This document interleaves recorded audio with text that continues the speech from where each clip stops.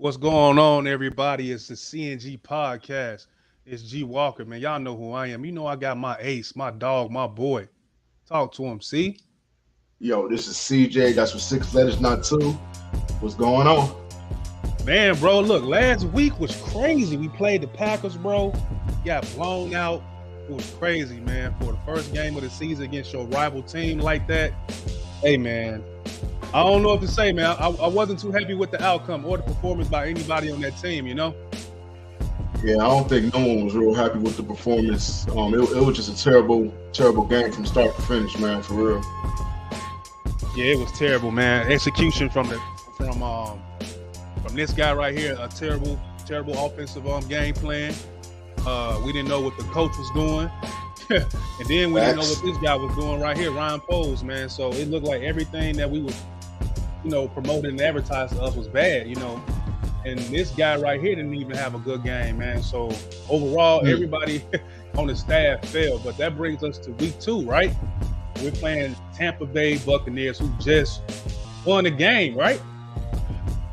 Yeah, they pretty much barely won it, but they pulled it out.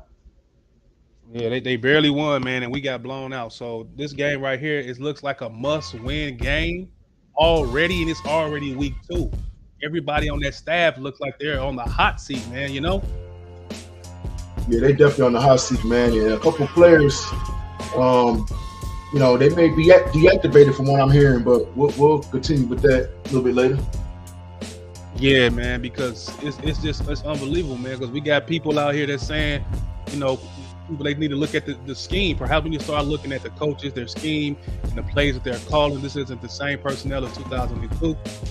Ryan Post upgraded the defensive line and the linebacker. The players are better and everything but I don't think that's true, because didn't our boy Justin Jones didn't even register on the stat line, bro? Facts, bro. Did not. So, you have to kind of look at this from within, like what's really going on within this team, what's going on within that front office, what's going on with the coaching staff, what's going on with the communication, because it seems like it's off. Man, it definitely seemed like it's off, man. It's just like a must-win already, bro.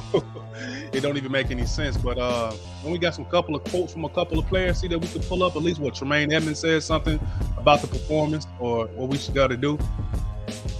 Correct. You say you can't let one game define you. And this game is definitely not going to define us. It's not losses, it's lessons. We can take lessons out of this and we can learn from it and get better. What you think about that, G Walker?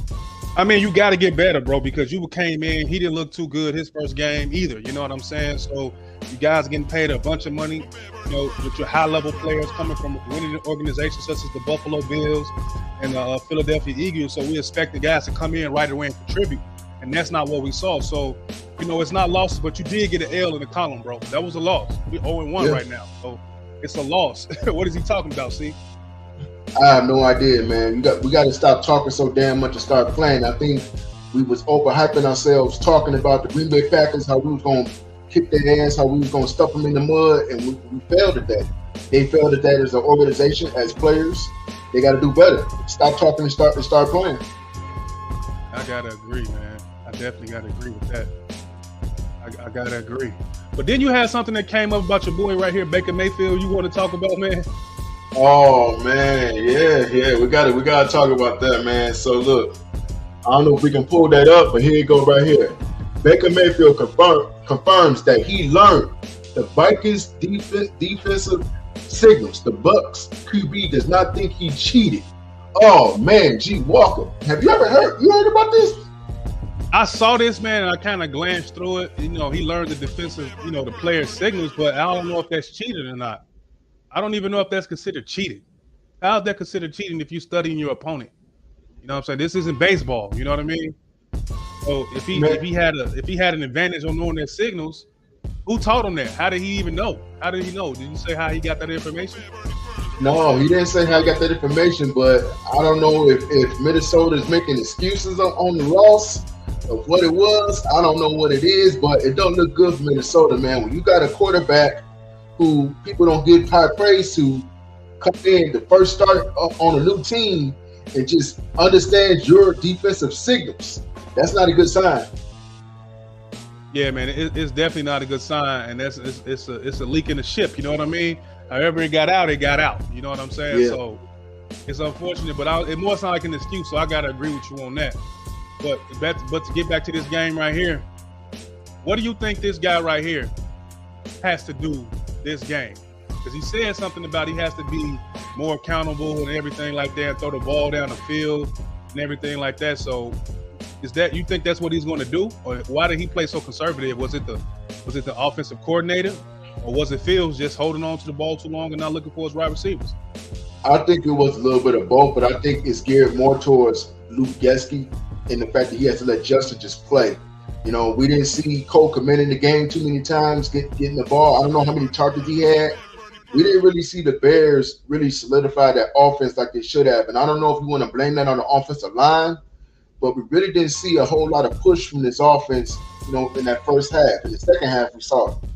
I mean, and speaking of the offensive line, bro, we had the most pressures allowed in the NFL in week 1 with 25. And we actually had the fewest pressures allowed in the NFL with only 2. How do we only have 2 pressures in the whole game, in the NFL game? And especially if we got this guy as our coaches, and he's always talking about, let's run to the ball, let's attack the ball, let's attack our opponents, and you only get 2 pressures the whole game. What do you got to think? What do you got to say about that, C, as far as this guy right here, man? You know, I don't know if we got to say the players got to be ready, but as a coach, you got to make sure your team is ready. That's part of your job, to make sure your players are focused, to make sure your players are disciplined, and to make sure your players are ready to go. And what we saw G. Walker in that first quarter with all those penalties and all the bonehead mistakes they were making, they were not disciplined. So, again, as a head coach, you have to make sure that your team is disciplined to execute the plays out there on the field.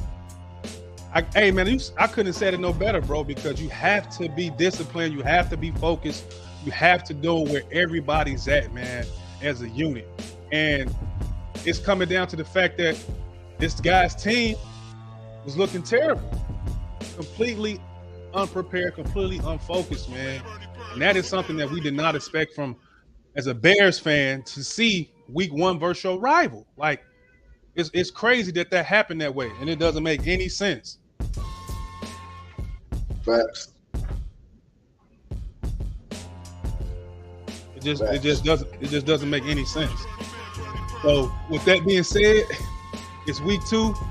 Bears are playing the Tampa Bay Buccaneers. One team is 1-0, one team is 0-1. So we got to talk about it, man. Do you think this guy strikes again and go 2-0 right here, Baker Mayfield? The Bears better hope he does not, because if he does, it's really going to solidify a problem. You know, and like I said, G. Walker, I think the Bears do have talent. The problem is I did not see any discipline out there. That was the main thing that I did not see in that first half. Now, they did it in the second half to some degree, but the game was already over by then because, you know, of what Green Bay did in the second half. But they let Baker Mayfield get off. That's a problem. Yeah, I got to agree, man, because Baker Field was almost out of the NFL, man. And in fact, they played the Vikings, right? They played the Vikings? Yeah. Yeah, so they played the Vikings and beat the Vikings. Barely beat them. But at the same time, you come to play the Bears, who just lost to their rival, who pretty much have no momentum going into this game. So I just think this guy right here has to bring it, man. It's enough of the talk. You guys got to get it together, from the offensive coordinator, from the head coach. These two right here, I got the most hot seat right now. As much as we want to get on Ryan Poles, hey, he's not out the one that's out here supposedly calling plays on defense and on offense. You know what I'm saying? Correct. So, yeah, man. Yeah, it basically just comes down to, are the Bears going to execute the week 1 game plan? Because it seemed like they were behind. It seemed like they didn't execute it until the second half, and then it was too late. So they got to be more prepared and more ready in that first quarter to do what they got to do. They can't be lackadaisical. They can't be nervous. They knew it was a rivalry game. Now we're going to play Tampa, a team that pretty much does not have Tom Brady because he retired. So that team is off. They're under a new leadership with Baker Mayfield. So we got to see how the Bears are going to approach this game. Are they going to approach it like they mad? or they're going to approach it like, okay, whatever. We're just going to go out there. We're just going to play and see what happens. Hey, man, you're right, because you don't want to go 0-2, man. You don't want to go 0-2, especially the way that Justin Fields was playing, having a fourth QBR from week 7 to week 17, with DJ Moore being your number one wide receiver, with Cole Kmet getting his extension. You know what I'm saying? Darnell right at the right tackle. You know, Darnell Mooney, he had, 53 yards and a touchdown last weekend. So you got pieces, man. And it's like the defense got to get it together too, bro. Like the defense has to get it together. Edmonds has to show up. You know what I mean? TJ Edwards has to show up. Everybody has to show up on this team in order for this team to win this game. This cannot be just an individual type of game where we got Justin Fields just doing everything. No, we need everybody hands on deck, right?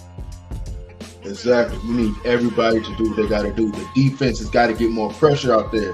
You can't just have one sack from Yannick and then everybody else just out there just running around. Somebody has to make an impact. You know, we don't have Jaquan Brisker and Spider-Man, Kyle Gordon. We lost him for 6 to 8 weeks. So somebody got to step it up in that nickel spot and perform. Yeah, man, it's not looking too good, man. It's not looking too good. But if that's it for me, that's it for my partner.